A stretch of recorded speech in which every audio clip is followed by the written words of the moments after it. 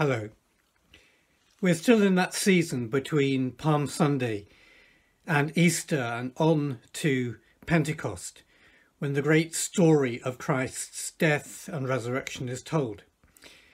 In all of that period, the one often neglected moment is the Saturday between Good Friday and Easter Sunday, what is traditionally been called Holy Saturday. A great pause in the narrative. Jesus has gone to the cross on Good Friday, been laid in the tomb late on that Friday afternoon as the sunset and Sabbath began. And no one visited or touched his tomb until the women went, when Sabbath was over, to discover the tomb was empty, much to their surprise.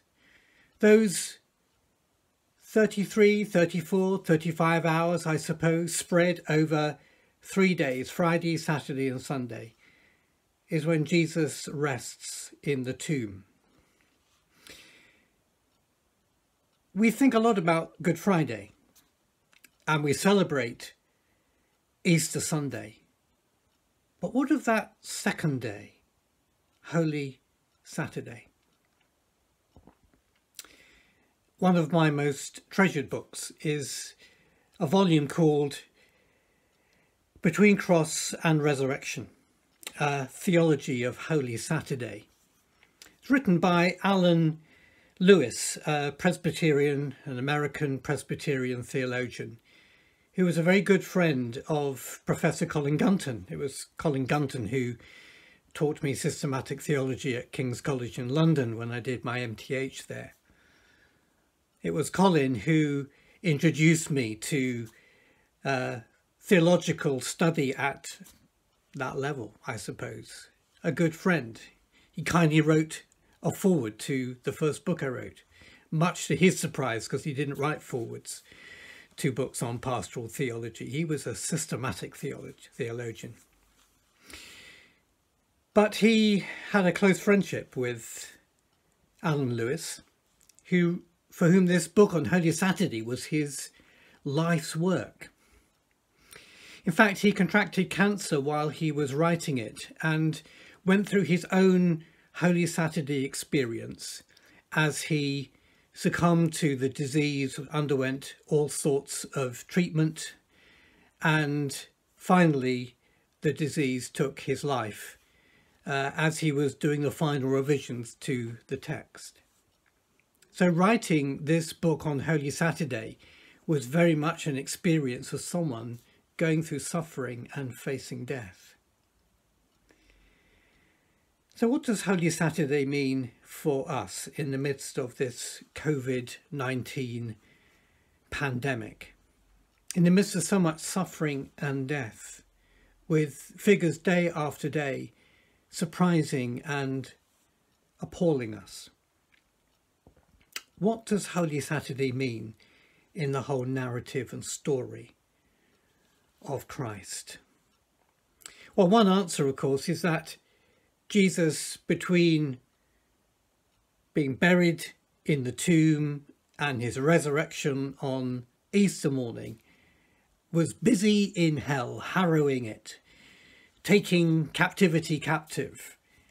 That Jesus really wasn't dead at all in that sense, but very much active and alive. Is that what the New Testament teaches? Well, while we might want to hurry on to Easter Sunday, and I think we do too quickly, the New Testament tells us that Jesus really was dead when he went into the tomb and remained dead until he rose from it. After all, this is what Jesus had predicted himself. He said on the third day he would rise again from the dead, not at the beginning of the 3-day period. And so God really does take death into his own life and being. The one who is the creator of life takes death itself, and through his own death, the death of Jesus Christ, overcomes it. True, Jesus does enter the depths of death and hell. He plumbs the depths of all that human sinfulness gives rise to, the judgment of God. And he overcomes it not through some easy triumphalist exercise of raw power, but through his own powerlessness, the powerlessness of death. There is no one as powerless as a person who is dead. So this experience of Holy Saturday is not some cloak for a reality which is actually very active. It is a period and a time of waiting, of being patient, of experiencing the full horror of what is going on without ignoring it or trying to wish it away. Here's what Alan Lewis writes in this book that I've already mentioned, towards the end, where he's writing about what Holy Saturday means to us personally.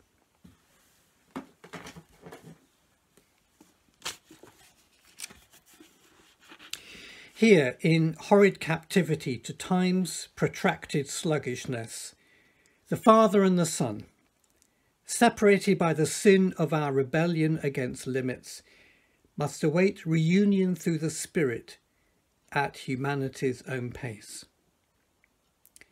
It is through participation in the patience of God's Spirit that we learn the gift of waiting, which restores us to ourselves from the destructive urgency of our desires and aspirations and slows the tempo of our intemperance. Where better than in a hospital, one wonders, might a contemporary Westerner confront this necessity and fittingness of waiting? Compelled to be a patient, however impatient, one might be driven at last to reassess the childishness of modern men and women, reputedly now come of age, who demand the instant satisfying of their hungers and throw tantrums of frustration when denied, and so deny themselves the more delightful gratifying of desire after postponement and anticipation. Like children, too, we've come to tolerate only the briefest demands upon our concentration and attention span.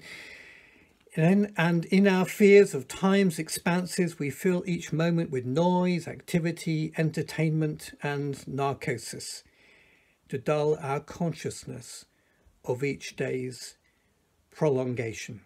Maybe only in an alien environment whose rhythms, such as those which turn the hospital's nighttime into day, clash with those of regular life, and where much time is spent waiting, not for what we shall do next, but for what will next be done for us, and particularly to us. Only that can teach us today the stature of waiting. There is little we can do to hurry this pandemic along.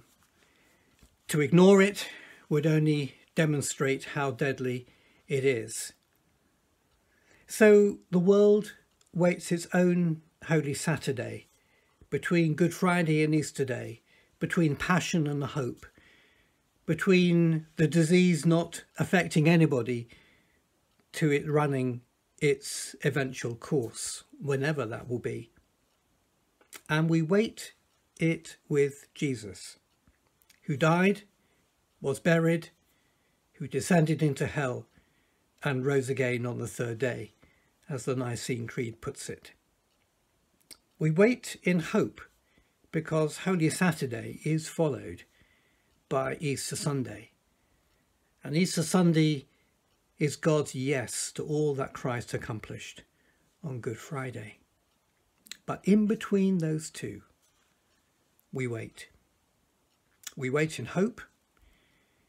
We wait and learn what it is to be in the hands of God rather than taking life into our own foolish and childish hands and think that we can make something of it without him. Amen.